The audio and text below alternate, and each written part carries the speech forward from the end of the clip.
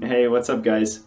Happy May. This is Alex Van Houten with Defining Dad Bod. Today I'm going through your patron questions as submitted on Patreon, and I even gave an opportunity on the open Facebook page to submit some questions. So thank you to you guys on the Patreon page, first of all, for your support, and second of all, for submitting these questions because they're good. We've got quite a bit of them. I'll get through as many as I can today, and whatever I can, I'll make sure that I answer next month. So these are the May patron questions. I've got my coffee.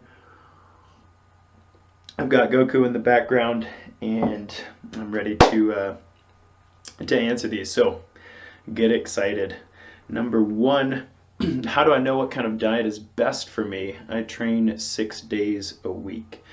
That's a great question. In fact, that's the kind of the $1 million question everybody wants to know. How do I know what's best for me? Because you hear me say a lot on the show that there are a lot of diet practices out there. However, the hard part about nutrition is personalizing those things to yourself. So, there's a bunch of factors that play into whether or not a diet's right for you or what diet's best for you.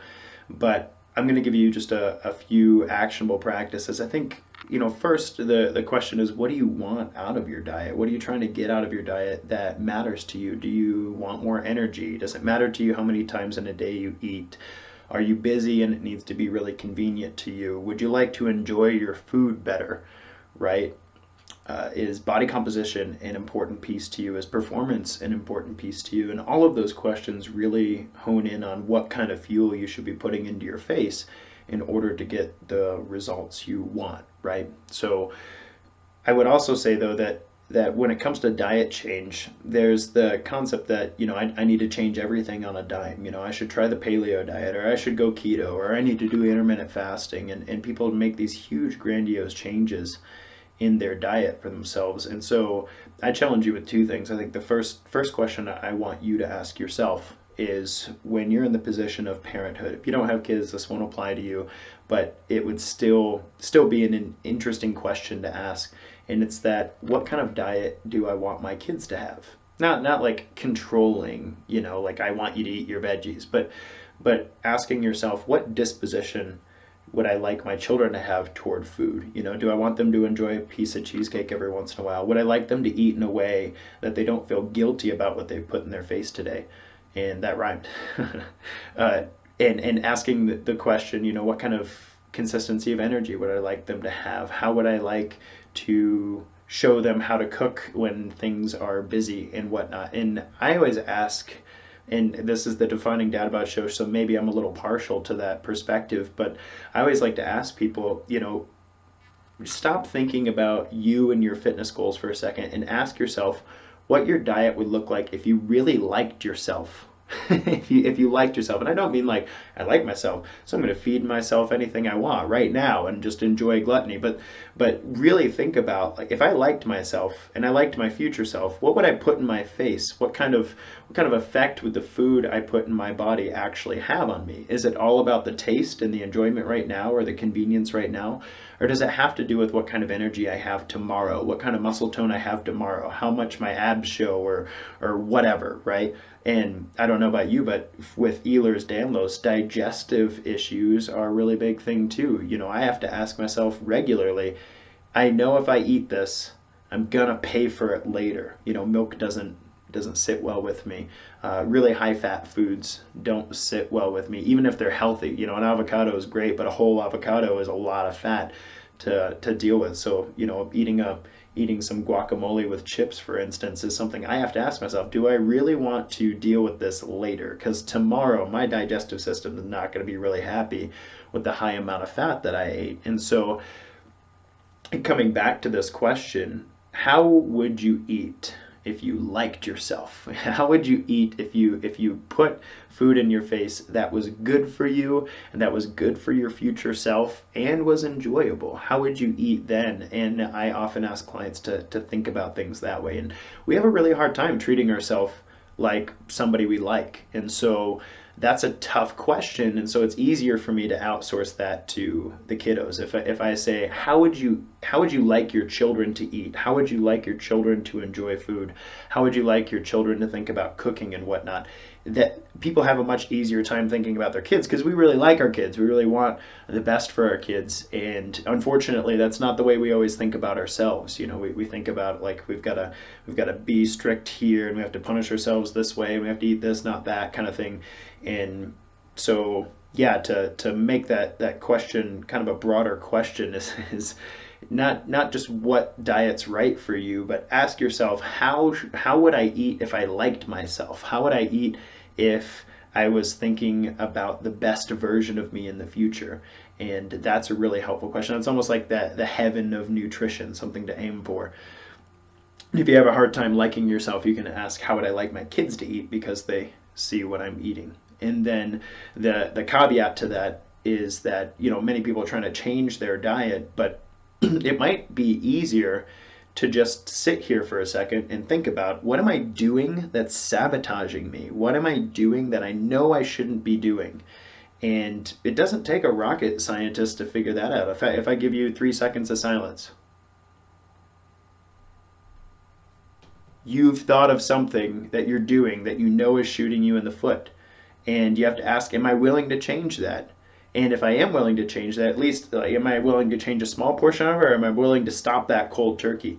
And many of us have habits and activities and whatnot that we know are shooting our future selves in the foot, that are sabotaging our health and fitness, that are ruining our exercise adaptations, that everything else in the world, or at least, relatively speaking, is pretty positive with regard to my body, but this thing is the thing that's really kicking my butt right now.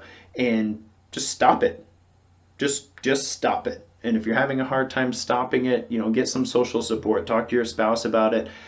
Get some professional support. You talk to a nutritionist. Talk to a personal trainer.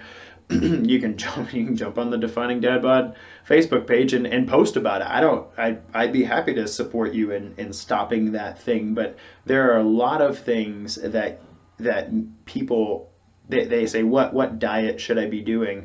But if I ask them, what's going on right now that is shooting your efforts in the foot, they can name 3 things right off the top of their head. Oh, my sleep, I've got a sweet tooth before I go to bed at night, and I don't eat breakfast. Like, I'm so hungry at lunchtime. And it's real simple. I was like, okay, well, here are those things. Let's talk about how we're going to overcome those and create an action plan, and we're going to, stop those things and start something better. And that's really the core of diet change. And so I hope that's that's a pretty vague question. What diet's best for me? But I hope that gives you some stuff to work on there. Thanks for the question. Next question: what does defining dad bod mean to you? Ooh, that's a good one. I've been asking my interviewees that a lot. Mr. John Bauer has been asking people that too. So, when I started Defining Dad Bod, I thought I knew what this was about, right? And when I say I started this is back in November. We've been doing this for 7 months. Wow, this is 7 months. Go Defining Dad Bod. And I had written an article about what it meant to redefine dad bod, and I was really just starting to come to terms with the fact that there was a stigma or whatnot about becoming a father, and that just meant that your body went by the wayside. Kind of like when you start college, they call it the freshman 15. Like everybody who starts college is going to gain that 15 pounds because you're on your own to begin with. You can eat whatever food you want in the campus catering area, whatever, cafeteria, I guess that's that's the word. And so I was just drawing my own attention to that thought. I'm like, hey, wait a second, like that didn't happen to me. I won't let that happen. I did struggle with my health and fitness when I first became a father. However, I'm looking around and it's really a thing. Dad bod's a thing.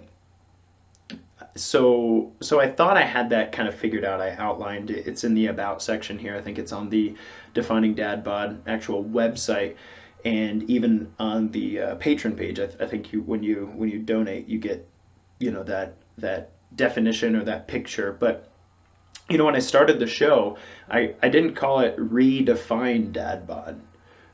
and I called it Defining Dad Bod, because redefine Dad Bod means like it's a verb that means it's been done. Like, I know all the answers and I'm trying to get it across to you, and I just wish everybody would adopt my definition of Dad Bod. But instead, I named it Defining Dad Bod because as Gabriel grows and as I move on in life and as I get to know fathers and mothers even, that it's really a journey. It's an evolving definition, and everybody sees it just a little bit differently, which is why I'm asking our transformation stories and interviews, like, what does that mean to you? What comes to your mind when you say that and when you think about it in the broader context of your body? And so even my definition of this has evolved as I've brought more people into the fold and started this conversation, which is spreading like wildfire. By the way, high five to you, especially to you patrons who are supporting this, and thank you guys for the reviews and the shares and likes and all that good stuff. So I guess the short answer, since I haven't actually answered the question, the short answer is, what does Defining Dad Bod mean to me?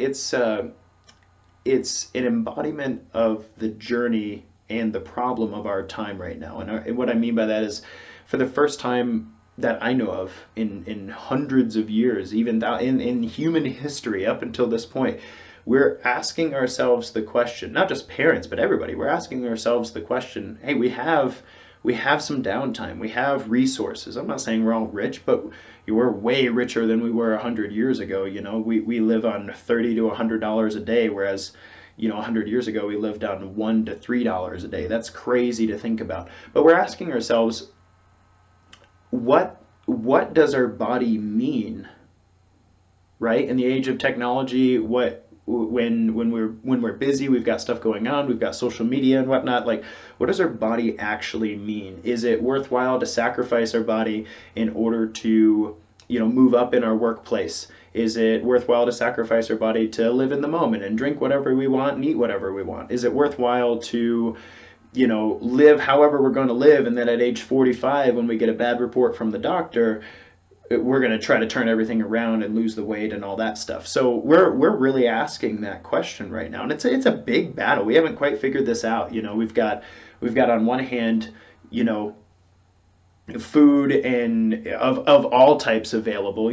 I don't mean to victimize us here, but the food industry is constantly working on ways to make your food taste better, make it a little more addictive, make you a repeat customer more often. And so there's no shortage of that in the world. In fact, it's usually cheaper to eat that kind of food than it is to eat food that's actually good for you. And then on the other hand, you've got this fitness industry that, like, I was in it for 13 years, so I'm gonna criticize it pretty harshly. You've got this fitness industry that's a very superficial understanding of fitness, of athleticism, of body composition. It's all about the quick fix and the 8-week program and the magic pill you can take and the look like that guy. You can have his abs if you'll just eat this way, and all these silver bullet diet plans and stuff. And it's just not productive. It's not an intelligent look at, we're at a wonderful time in human history where we can look at ourselves and say,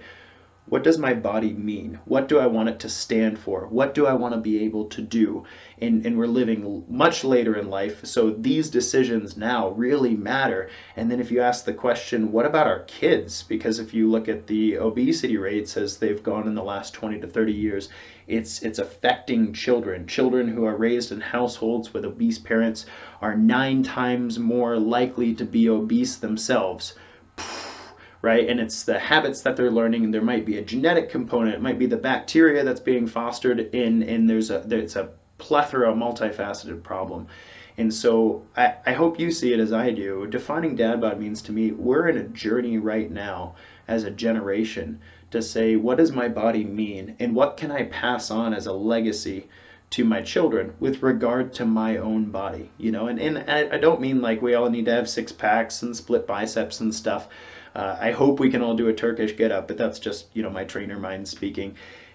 What I want is for us to have a conscious conversation about what our bodies mean and what we hope to pass on to our children because of how we've treated ourselves and how we've taught our children to treat themselves. So exercise, nutrition, lifestyle, the psychology of it, the belief system of it, all of those matter. And the reason it matters is because our brain and our emotions and even our spiritual life seem to follow our physical health.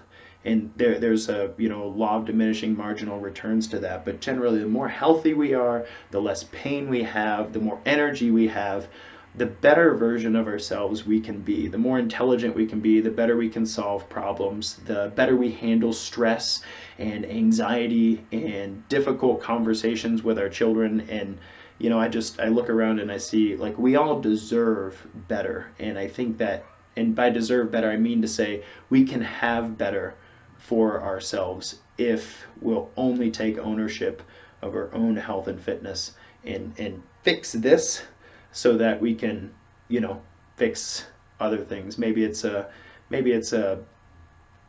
spin-off of the responsibility philosophy. So I don't know if that answers the question really well. As you can see, defining being the participle version of define means in the present we're continuing to add to this conversation. And the more people who lend their voice, the better it will be. But I want to open this conversation to especially parents, because we're passing this on to kids, but even non-parents.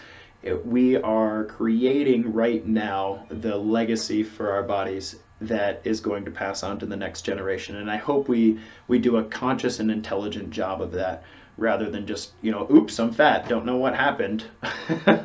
and we can own that and be better about it. So anyway, that's the best way I can answer that right now. Thanks for the question. That's great. Ask me again in like 2 months and maybe it'll hone a bit more. So the next question is, how do I properly engage in carb cycling? You started to touch on this during your blood sugar video. Okay, great question.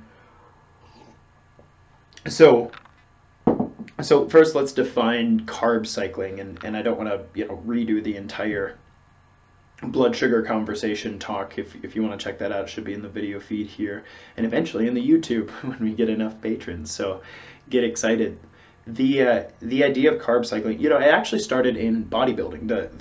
The term carb cycling started in bodybuilding, and really, if you boil it all the way down, the core tenet of it is you eat more carbohydrates on days when you exercise very intensely.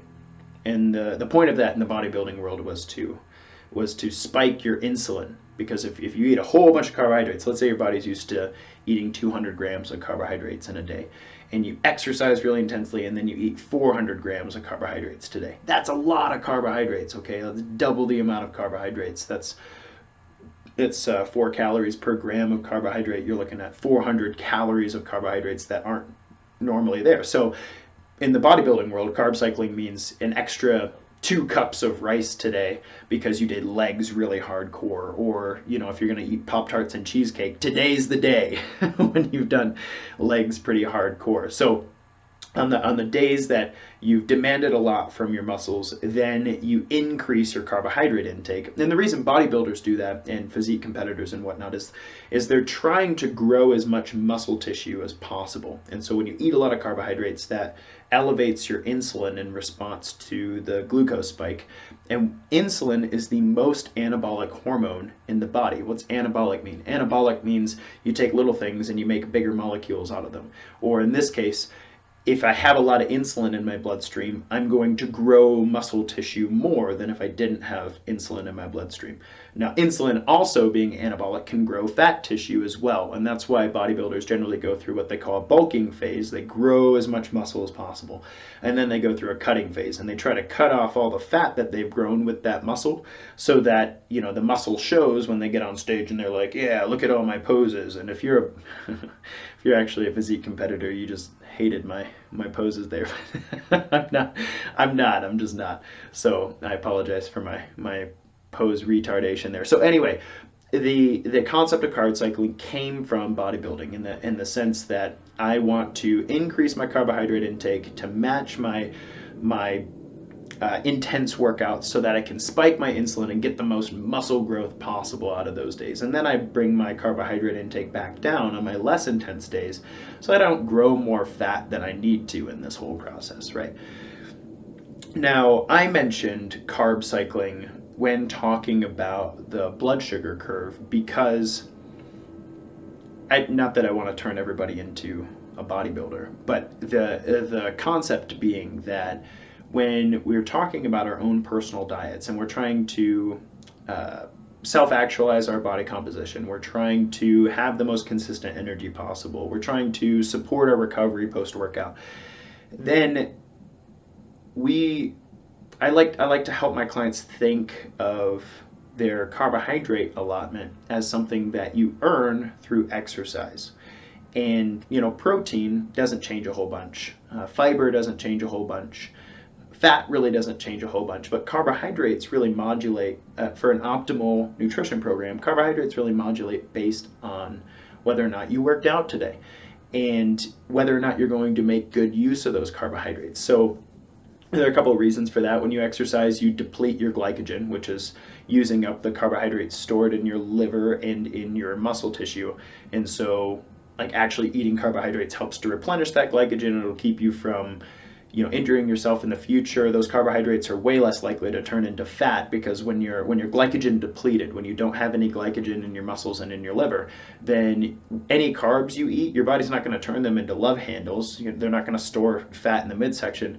Your body's going to work really hard to replenish those glycogen stores, because those glycogen stores are your short-term energy source for your fight or flight response. So when you exercise intensely, you get a more carbohydrate allotment today that's not going to negatively affect your body composition. It's going to help you recover from your workouts. It's going to help you restore that glycogen that you burned during your workout itself. And you can actually handle a slight insulin spike in order to help you restore those muscles that you broke down a bit during your workout itself. So that's the concept of carb cycling for the everyday person. You get more carbs on days that you work out intensely. And so I joke with my clients pretty often, and I joke, but I'm serious. So it's kind of like, aha, but no, really. If you want a treat, you want some cheesecake, you're going to go out with friends to happy hour and have a margarita or whatever, like if that's going to happen, or let's say it's the holidays and you've got Thanksgiving dinner, you're just going to eat like pumpkin pie and stuffing all day, which is just an immense amount of carbohydrates. Then I tell my clients, go earn those beforehand so that you're in a state of EPOC and your glycogen depleted. And so a massive amount of carbohydrates, even simple carbohydrates, won't make such a negative impact on not only your insulin, because you'll be more insulin sensitive, but also on your body composition. You're not going to collect all that as fat. And so that being said, the proper way to carb cycle is, if I put it in terms that everyday people just can handle, and we're not like counting grams and stuff, because there are some, the ACSM puts out a pretty good chart for how many grams of carbohydrates you've earned or that you need post-workout, depending on what you've actually done, how many METs you've actually put out. M-E-T, MET. How many METs you put out during that time equals how many grams of carbohydrates you get for that time. But to make it real simple for people, you want dessert? Do it on leg day. When you do squats, you do deadlifts, you do leg press, you do lunges, and quad extensions, hamstring curls. Those are the biggest, strongest muscles in your body. If you're going to be depleting glycogen for 30 minutes to an hour, that's the day that you can increase your carbohydrate intake from 50 to 200 grams more than you would normally eat, right?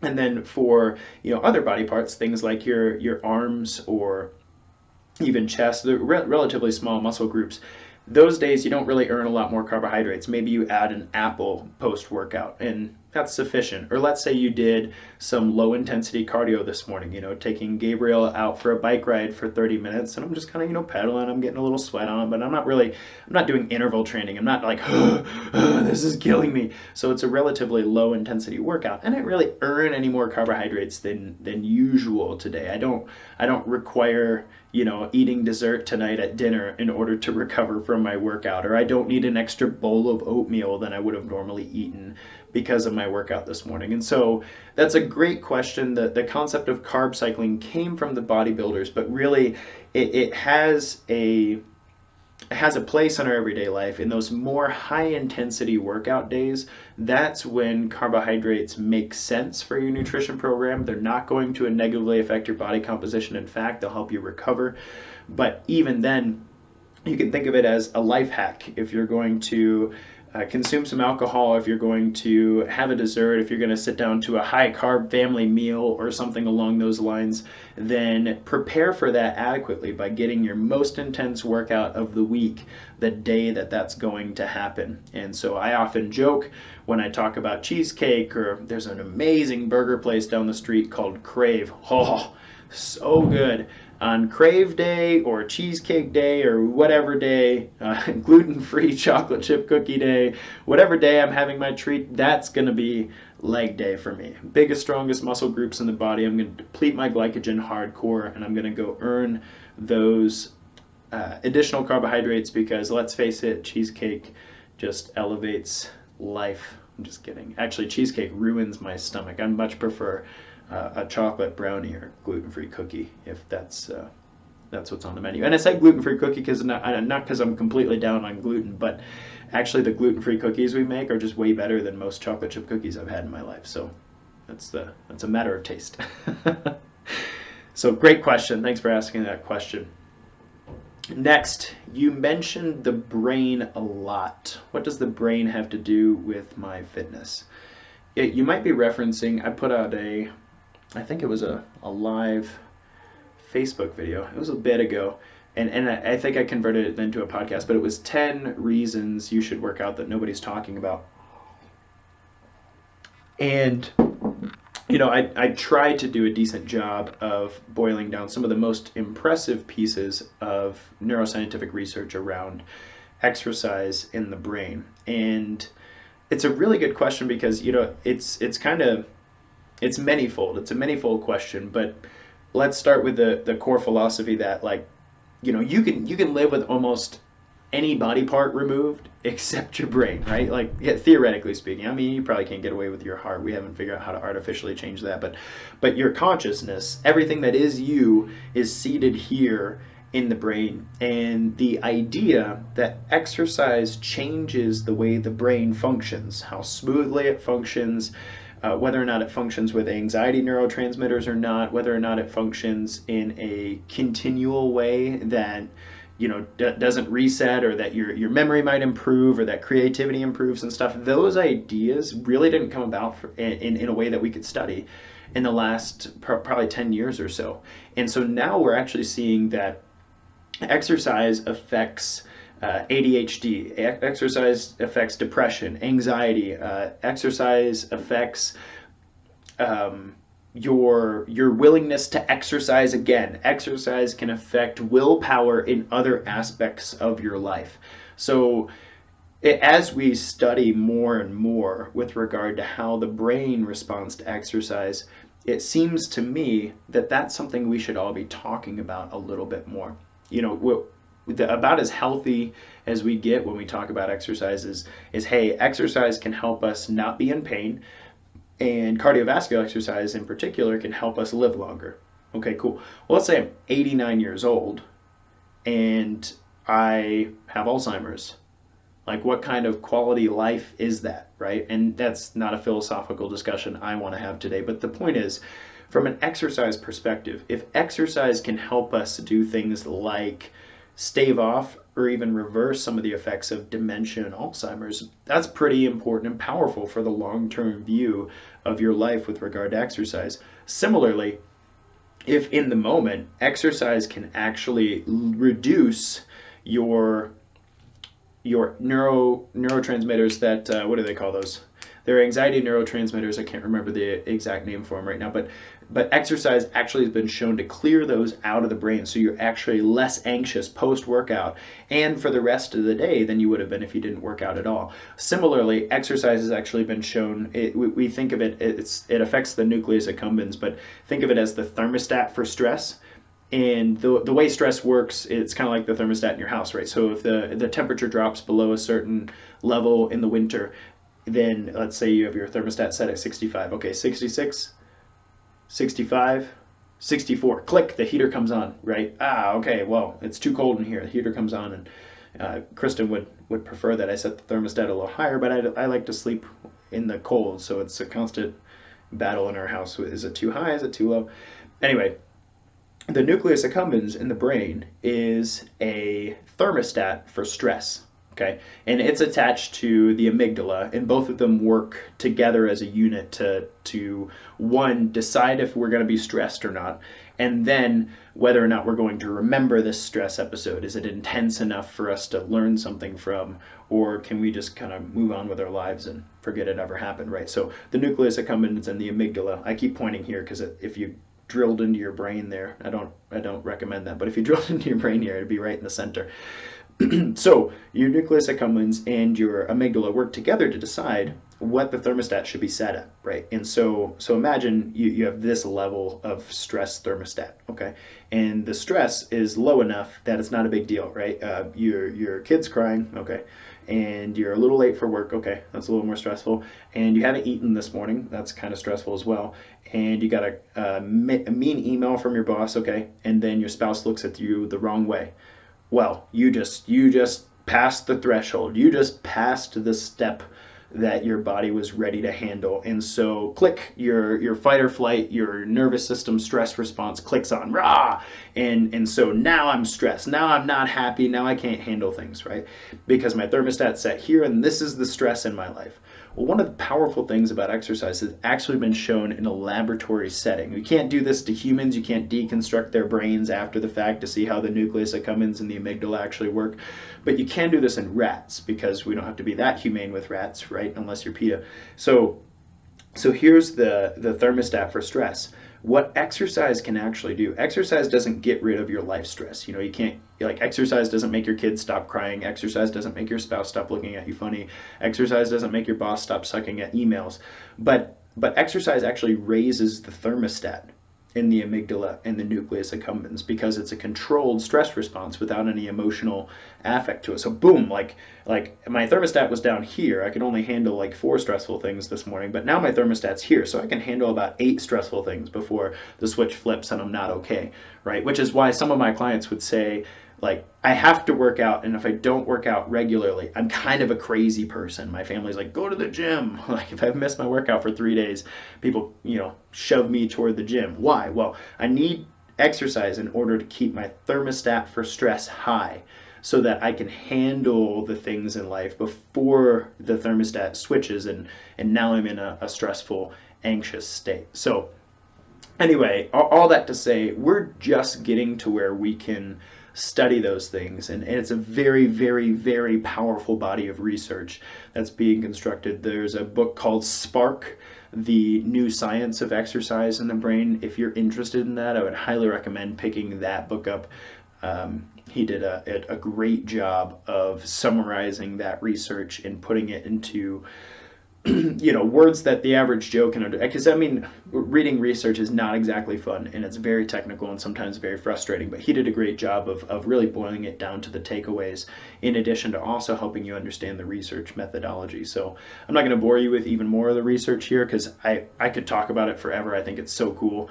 But that's something, after I finish this Overcoming Obesity series that we're in right now. So we've gone through the scope of the problem, we've gone through insulin, and our next hurdles, cortisol, then testosterone, and then thyroid. So we're talking about controlling our hormones in order to deal with this obesity crisis with some good nutrition and lifestyle changes that affect hormonal issues. But when we finish that, I'm going to start a series on exercise in the brain, and we'll talk about ADHD, we'll talk about depression, we'll talk about anxiety, we'll talk about pregnancy, a bunch of different things worth knowing about how exercise affects the brain, and it's all positive. Unless you over-exercise, unless you're exercising like 10 hours a week or more, it's all positive what actually happens to the brain. There's some ways you can, make your workouts a little more ninja to hike up your brain health and hike up your brain function, hike up your productivity and your resilience to stress and all kinds of fun stuff. So good things there. Good reason to work out. Thanks for that question. Great question.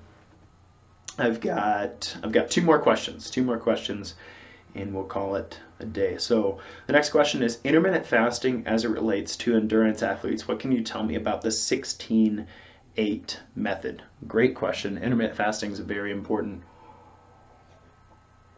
very important topic in the exercise world right now. Sorry about that little technology hiccup there. We were just diving into intermittent fasting as it pertains to endurance athletes. So the 16-8 method. Actually, let's dive into intermittent fasting just as a subject a bit before we talk about the endurance athlete perspective. So intermittent fasting is a really big thing in the health and fitness world right now because there's a lot of really interesting research on it, to be honest. And this actually started about 10 years ago, kind of like the neuroscience research. I don't think it's a coincidence that we've been exploring the idea of nutrition and exercise as it relates to some more extreme cases. So, brain development and intermittent fasting. So what's intermittent fasting? Really, intermittent fasting, the word intermittent means every once in a while or at regular intervals. And so I remember my first random fact, my first experience with the word intermittent was when I had a 1988 Honda Accord, and I was 17 years old, and I was trying to get the car to start, and sometimes it would start and sometimes it wouldn't. And so I went to a mechanic and we talked about the issue. He was like, oh, you have an intermittent starting problem. And that was my first experience with the word intermittent, basically meaning whenever. Sometimes it works and sometimes it doesn't. So intermittent fasting, sometimes you eat and sometimes you don't.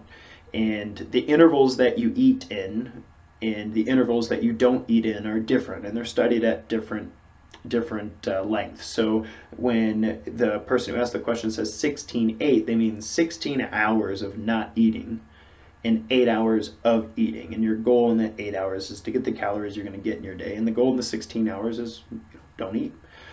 So really, this is worth a show in and of itself. And I've been doing some research and putting this together so that I can do a good, well-rounded job of covering intermittent fasting, because it's a huge topic. There's so much to talk about, not just the effects on the body, but how it differs from male to female, and also how fasting itself, it has a very, very rich past. Actually going back in religious practices, literally 5,000-10,000 years. Like fasting changes your state.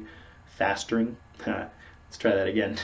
Fasting changes your state of consciousness even. It's almost like it switches something on in the mind that can make you even more prone to religious experience or the feeling of meaning in the moment. So anyway, all that to say that intermittent fasting has a bunch of different ways you can go about it, but this particular person's question was the 16-8 method. So you go 16 hours without eating, so preferably, you sleep, right?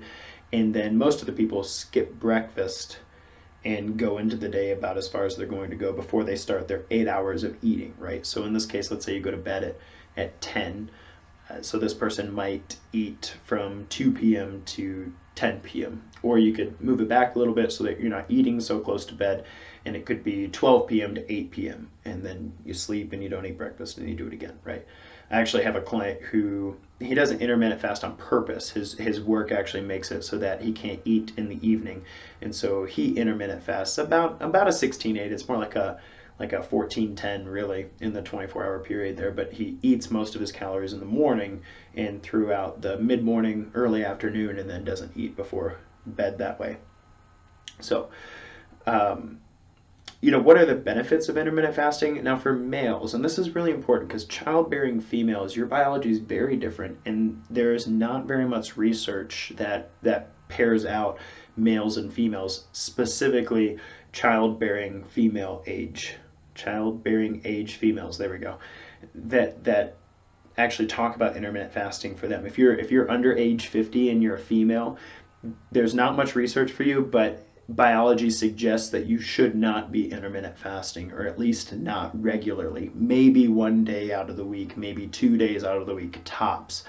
But generally for females, that seems to elevate the estrogenic compounds in the body that cause you to store fat as fuel when you're in a starvation stage.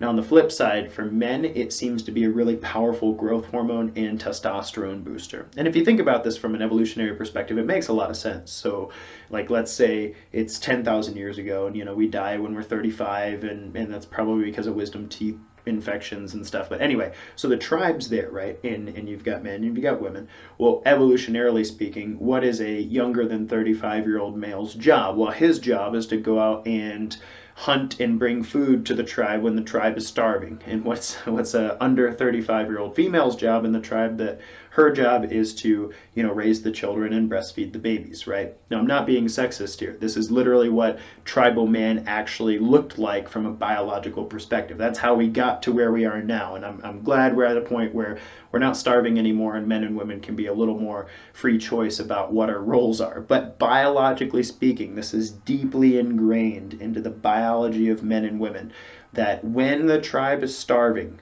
the man gets a boost in metabolic activity, growth hormone and testosterone. He gets a boost in cognitive ability, and his job is to go get something and drag it back to camp so everybody can eat, okay? That's man's job, biologically speaking, at least under age 35, okay? Things get a little more interesting when you get older. But the point is, intermittent fasting kind of does that in a man's brain. Hey, the tribe's starving. Go get some food. Boost in testosterone, boost in growth hormone, boost in cognitive ability. And that seems to be a really powerful thing in this day and age where food's everywhere all the time, and we don't really experience the fasting state, right? So intermittent fasting can be really beneficial for men, especially in relation to raising growth hormone and testosterone. And it has actually even been shown to improve insulin sensitivity over time and to improve cholesterol markers. So all of that, very, very good stuff, right? From a female perspective, though, 10,000 years ago, under age 35, what are you doing? And a woman's body, biologically speaking, her job in the tribe is to reproduce and make sure that there's a legacy for this tribe. You know, if you don't reproduce, evolutionarily speaking, you are cut out of the genetic chain. You're done with the gene pool. You did not continue. So from a female perspective, when the tribe is starving, okay, she's still stuck with the kids. And from a biological perspective, her body is geared such that, okay, well, everything starts to shut down. Metabolically speaking, your hair stops growing so fast, your skin and nails stop growing so fast. You get very lethargic. You kind of chill out. Your body's conserving energy. Why? Well, the kids still need to eat, and they don't handle starvation very well. You ever been around a hungry toddler? They don't have the stores that we have, okay? They don't have the glycogen stores that we have. They don't have the fat stores that we have. And when I say we, I mean adults, not men in particular. In this case, I'm talking about women. So biologically speaking, intermittent fasting actually starts to lower the metabolic rate of the female. You don't see the same testosterone boost. You don't see the same growth hormone boost.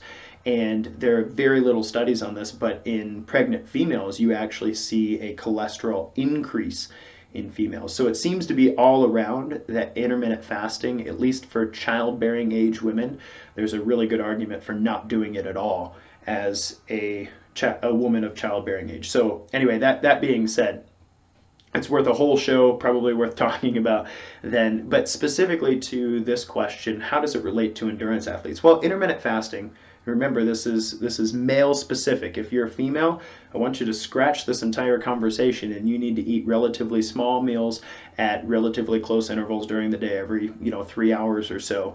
Otherwise, you risk lowering that metabolic rate. Hey, the tribe's starving. We got to feed the kids. I don't need as much right now. And so everything starts to shut down. You don't want that, especially as a female endurance athlete.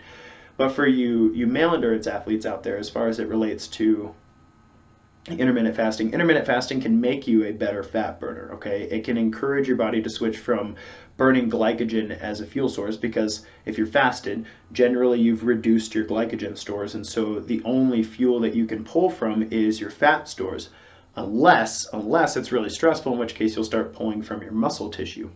We'll come back to that in a second.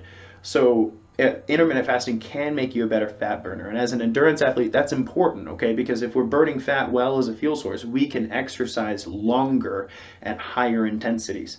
And that's really important, because if I'm an endurance athlete, I want to be able to go for a long time without reducing my energy output. I want to keep my pace for a long period of time. And so intermittent fasting can be helpful in the conditioning phase of an endurance athlete's work, okay? So the conditioning phase is that 8 to 12 weeks where you're getting your mileage up, right? You're increasing the volume of your work. So in endurance, you might do a cycle. You might cycle a particular amount of time. So when you're trying to get to your 50-mile ride, you're not doing a lot of high intensity stuff. You're not doing intervals. You're not doing tempo training. You're not training race pace.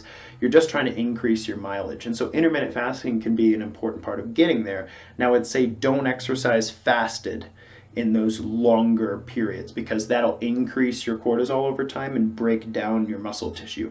But intermittent fasting can be an important part of that process. So maybe I intermittent fast, and then I eat my big meal, and then I go on my ride for the afternoon. Okay, cool. I'm going to be burning fat well as a fuel source. I'm going to be well fueled, so I support my muscle tissue, and my cortisol won't go up, and everybody's hunky-dory. So in the conditioning phase, intermittent fasting can be helpful for the endurance athlete to get in the state of fat burning and teach the body how to burn fat well as a fuel source. However, once you exit the conditioning phase and you get into what we call the performance phase of training, so if you're an endurance athlete, you increase your volume or your mileage for your cycle or your swim or your run or whatever it is you're doing. You increase your mileage, and then after that volume capacity has been reached, you're conditioned. Then what happens is you start to enter what's called a performance phase. And so you maintain that level of volume, maybe even a little bit less after that conditioning phase, but you increase the intensity. You increase the intensity of your work. So you're working on your race pace, you're doing intervals, you're doing tempo training, right? You're doing hill work or whatever your sport is. You know, for swimmers, it might be hypoxic drills, and for cyclists, they might be doing their hill work and sprint work, and for you runners out there, you might be doing, they call them fartleks, which is the weirdest word ever. I think it's Swedish, but anyway, you're running hard and then you're resting. You're running hard and then you're resting. Now that kind of training for an endurance athlete requires carbohydrates. And if your glycogen stores are depleted because you've been intermittent fasting, then your body is going to draw from your muscle stores through a process called gluconeogenesis to get those carbohydrates. And that's bad juju. If you're an endurance athlete, you're already catabolic most of the time, meaning you're usually breaking down tissue. And so anytime you're breaking down muscle tissue is a bad day for you.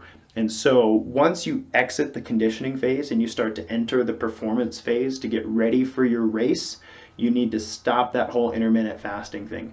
Maybe you could work it in 1 or 2 times a week when you're recovering or you're not going to be exercising, or maybe it's a really low level base day where, you know, normally you swim a mile, but you're going to swim 400 meters today. Okay, fine. Intermittent fasting, no big deal. But on the days that you're doing performance work and the following day when you're recovering from performance work, intermittent fasting is a bad idea for you. And let's go back to Paleolithic man. The reason intermittent fasting has been found to have so many beneficial effects on people, like increasing testosterone, increasing growth hormone, increasing metabolic rate, and you know, decreasing cholesterol count and stuff, especially in young men, then you know, think about it. The tribe starving, we go eat. Like we go drag the caribou back to the camp or whatever it is we had to do with that boost of metabolic activity. Everybody eats, and then we rest. And then we don't have to go hunting for a little bit because we've got food. We did a great job. Everybody's full and happy, right? So we get to rest now. Now an endurance athlete's not doing that. They're not intermittent fasting and then eating and then going to catch the meal and then bringing it back. They're training at regular intervals without much rest, okay? Whereas, you know, tribal man got that boost in testosterone and growth hormone, got to hunt, and then, you know, we're good for a couple days. We're good for a few days, maybe even a week if we did a really good job hunting. And so nobody's starving. But if the endurance athlete intermittent fast, trains, and then intermittent fasts again, that's a really stressful thing. The body's tissues are going to break down over time. You're not going to see an increase in performance. You're certainly not going to see the increase in testosterone and growth hormone that we talked about, which are the benefits of intermittent fasting usually. And so for that reason, I would say in the conditioning phase, intermittent fasting is a great way to get the body back into a state of fat burning if you've been in the off season, to supplement kind of that volume training that you do. Generally, you want to consume food prior to the actual training itself, even in that volume phase. But then in the performance phase, scratch that intermittent fasting. If you're going to do it at all, once or twice a week on days that you're not training hard and that are not directly after hard training days, and then you'll be good. And then also there's kind of the idea that when you're performance training for an endurance event, your race day nutrition really matters. And so you can't be intermittent fasting that day and expect a great performance in your race. And so when you do your performance training, you need to be eating in that way as well. You need to be dialing in what your pre-race nutrition looks like. You need to be dialing in what your during or meta race nutrition actually looks like. Are you consuming nutrient bars? Are you eating anything? Do you huff an avocado and some apple? Do you eat Generation UCAN? There's a bunch of different things that endurance athletes do. I'm trying to give a few examples there, but anyway, the point is, conditioning phase, yes. Performance phase, no. Absolutely not during your race peak. And then in the off season, you could probably continue to do intermittent fasting without any issues and get that benefit. And females, I would think twice, and I would not, unless you see some research that contradicts what I'm talking about here. But there's just not a lot. It's like, I'm not usually the person to say, hey, that's pretty sexist, but we've been very sexist about the way we've studied intermittent fasting thus far in the exercise community. So females, don't jump on the crazy bandwagon. It's not going to be good for you in the long term.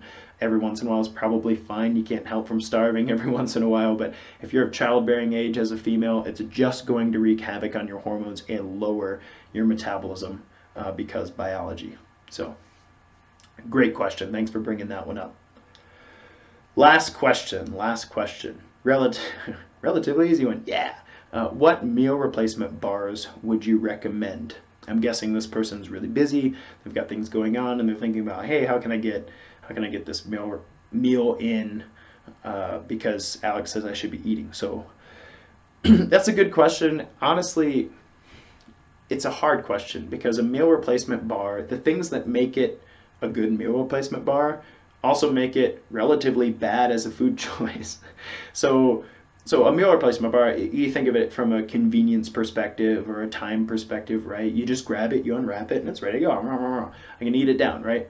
Oh, well, you can do the same thing with, let's say, beef jerky or an apple or a bag of mixed nuts, right? You can do that with those things. However, if I ask somebody, okay, well, why would you grab a meal replacement bar as opposed to an apple and some cashews? Or why would you grab a meal replacement bar as opposed to, half of an avocado and a boiled egg? Whatever, just some examples there. And they would say, well, the eggs will go bad. I can't just throw it in my backpack and carry it with me. Well, wait, the nuts won't go bad. You can hang on to the nuts. Okay. Well, what if I don't feel like nuts? There's the thing. So the meal replacement bar doesn't go bad, and it tastes really good, right? It's basically like disguised candy with high protein. And those are the two things that make meal replacement bars not worthy of being called meal replacement bars, okay? Because from a convenience perspective and a timing perspective, you can bring cashews anywhere. You can bring beef jerky anywhere. You can bring an apple anywhere, an orange anywhere, even through airport security, unless you're going out of the country. Like, those things can constitute a meal, and they are real food. Okay, now beef jerky is pretty high in sodium, so I wouldn't tell you to eat a ridiculous amount of that on a regular basis, but you can take those things just about anywhere that you would take a meal replacement bar. So as far as convenience is concerned, I prefer a real food alternative to my fake food alternative that doesn't grow and doesn't moo and doesn't eat grass or whatever. So the two things that make meal replacement bars, it doesn't spoil and it tastes really good. The two things that make those, like, what would you say, The two things that make those, there's a word I'm looking for. Not convenient. Tasty. Desirable. That's the word. Where was that? The two things that make those desirable to people are the two things that make it so that you shouldn't eat them. That's truth. So first, they don't spoil. Why don't they spoil? Well, they're in a vacuum sealed package. That's for one thing. But basically, they don't promote the growth of bacteria and fungus. Okay, they don't promote the growth of bacteria and fungus. Well, why don't they? Well, they have agents in them to keep bacteria and fungus from breaking them down. Okay, why is that a problem, Alex?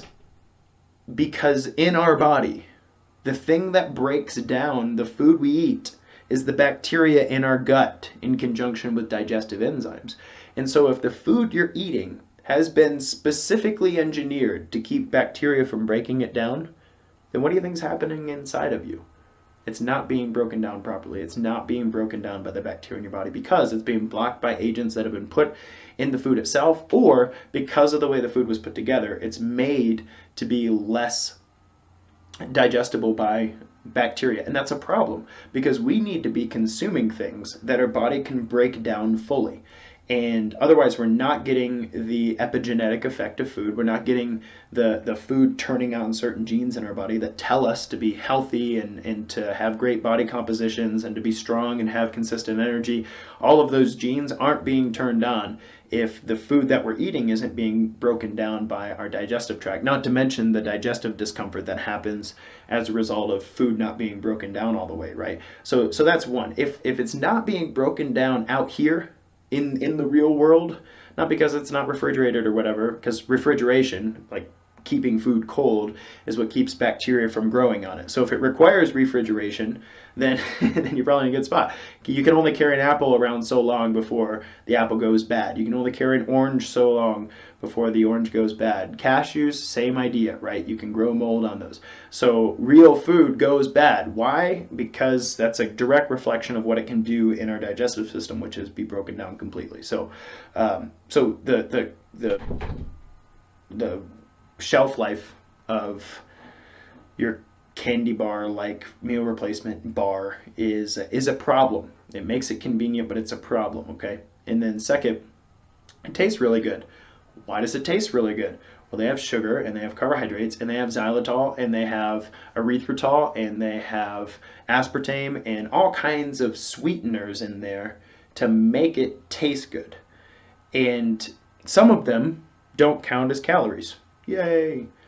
But all of them, regardless of whether they count as calories, all of them, if they taste that good, they're telling the centers of your brain that look for sweets, right? They're telling the centers of your brain, hey, we got sweets, which interestingly, in a lab setting, can actually elevate insulin. That's a problem, okay? If I've got insulin elevated, then I might as well have eaten a candy bar. I might as well have eaten a Twix or peanut butter M&Ms or what, I can't think of many. Whatchamacallit? I always thought that was a weird candy bar. What you must call it. It's a very strange contraction. Anyway, I might as well have eaten a candy bar if I eat a meal replacement bar that has enough sweet erythritol, aspartame, xylitol, that has enough sweetener in it that my brain registers it as a sugar. And even though it doesn't count as calories, meaning my body doesn't digest it and therefore increase my blood sugar, but if my brain tells my pancreas that I have consumed sugar, then my insulin will go up regardless of my blood sugar actually elevating. And that's a problem. And that's why people who drink diet soda are actually more obese than people who don't drink diet soda. This is a studyable fact. If you look at people who tell you whether or not, I drink soda, is it diet, yes or no? People who answer yes, it's a diet soda, their BMI, their body mass index, is 15% higher than people who don't drink diet soda. And the question is, well, is it just because people who know they're overweight or obese are trying to do better and so they drink diet rather than regular soda? There could be an argument for that. But the research actually shows that if you feed people these artificial sweeteners, even stevia, sorry, these artificial sweeteners that, I guess stevia is technically, it's found in nature, it's not artificial, but it's a sweetener that it has no caloric value. If you feed people a sweetener with no caloric value, your insulin still goes up. And if you've listened to Overcoming Obesity Part 2, or if you listened to me talk in the past, when your insulin goes up, you stop burning fat as a fuel source and you start collecting fat. And that's a problem. That's a problem if you have body composition goals. It's a problem if you're on the run and you're trying to eat something in order to keep your blood sugar nice and stable, in order to keep your body in a great state of fat burning, in order to keep your energy consistent. If your insulin goes up, you've ruined it. You've ruined it at that point.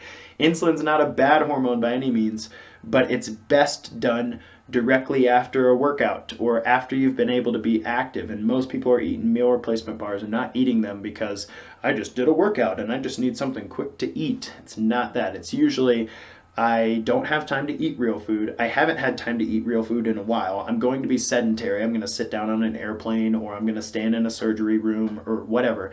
And so the meal replacement bar is not elevating insulin in a good way to keep you anabolic and recover better. It's elevating insulin to shut down your fat burn and ruin your whole body composition thing. So what meal replacement bars would I recommend?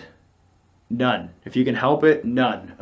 If bacteria can't break it down and there are artificial sweeteners added to it, it's not helping you. It's not helping you at all. And with all of the food that we have available now that is portable, is convenient, doesn't take long to eat at all, then there's no reason to substitute a $4 meal replacement bar when I could eat like an avocado. An avocado, it's an avocado, and when you're ready to eat it, you can literally take a spoon and cut it in half, and you can eat it with a spoon. You can put a little salt on it. It's really tasty, right? It's completely portable. You could stick that in your backpack.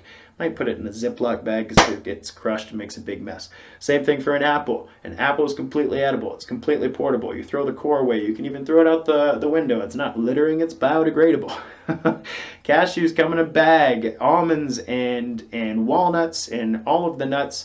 You know, if you're so busy that you can eat a meal replacement bar, nothing else, then you're not too busy to throw a handful of nuts in your mouth and eat avocado with a spoon or crunch on an apple. Like you can hard boil some eggs and have those through the week. I'm completely down on and generally against meal replacement bars. I haven't found one out there that I would recommend to anybody that, you know, does any better than a candy bar for you. So that's my take on it. I hope you can find some value in that response. Thanks for the question. It's a really good question that I wish more people would ask. So thank you guys so much. These have been fantastic questions. A special thank you to our patrons at www.patreon.com/definingdadbod. Thank you for supporting the show. We've got some super cool things coming up. We launched our swag store this past week. If you haven't got a chance to check it out, there's a Shop Now button on Facebook. Would love your feedback on that, and I've created a bunch of things through there that I hope will help you sport the Defining Dad Bod logo and have some fun with that. And I'm also taking requests for new products over the next several months. So thank you for checking that out. We have some great transformation stories coming up. We have some awesome interviews coming up. We're continuing our Overcoming Obesity series. And so just amazing things happening in the Defining Dad Bod world, and it couldn't happen without you patrons. So thank you so much. And if you're not a patron, I sincerely appreciate you listening through our Q&A. Feel free to submit some questions there. Patrons still get first come, first serve precedence there, but if I get through those questions and I have some time, I would love to answer yours. Otherwise, until next time, guys, this has been Alex Van Houten with Defining Dad Bod. Kick butt, take names.